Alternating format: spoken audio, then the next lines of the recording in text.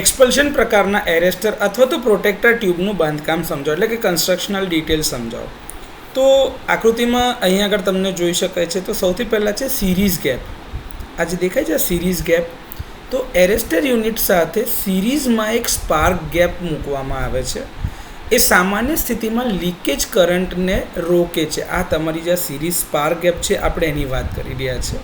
બીજું ટ્યુબ એટલે કે એક્સપલ્શન ચેમ્બર, જે આ તમારું મૂકેલું છે આ પ્રોટેક્ટર ટ્યુબ, એની વાત છે.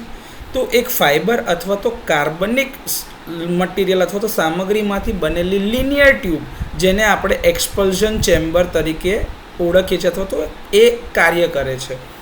આ ટ્યુબની અંદર જ્યારે આર્ક બને છે ત્યારે એની ગરમી એને અંદરના ભાગની અંદર જે છે ત્યાં આગળ ગરમી ઉત્પન્ન કરે છે અથવા તો ગરમ કરે છે, જેના લીધે ત્યાં આગળ વાતાવરણનું તાપમાન વધે, એટલે કે એટલો ભાગ વધારે ગરમ થાય છે કે જેના લીધે ત્યાંથી વાયુ ઉત્સર્જિત થાય છે. એ જે વાયુ ઉત્પન્ન થાય છે તે અહીંયા જે આર્ક બને છે, એ આર્કને ઓલવવામાં મદદ કરે છે. મેટલના ઇલેક્ટ્રોડ્સ મૂકેલા છે, જે તમને દેખાય છે આ રહ્યા જો મેટલ ઇલેક્ટ્રોડ. તો એ ઇલેક્ટ્રિકલ કનેક્શન આપવા માટે એરેસ્ટરના બંને છેડા ઉપર રાખેલા હોય છે.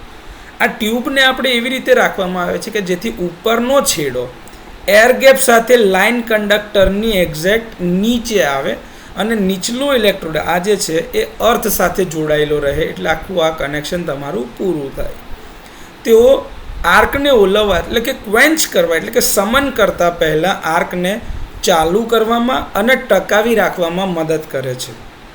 ઇન્સ્યુલેટિંગ હાઉસિંગ, તો એરેસ્ટરને મિકેનિકલ પ્રોટેક્શન આપવા માટે અને ઇલેક્ટ્રિકલ ઇન્સ્યુલેશન આપવા માટે પોર્સેલિન અથવા તો પોલિમરમાંથી બનાવેલા હવામાન પ્રતિરોધક એટલે કે વેધર પ્રૂફ ઇન્સ્યુલેટિંગ હાઉસિંગમાં એને રાખવામાં આવે છે, જેથી બહારના વાતાવરણની અસર ન થઈ શકે.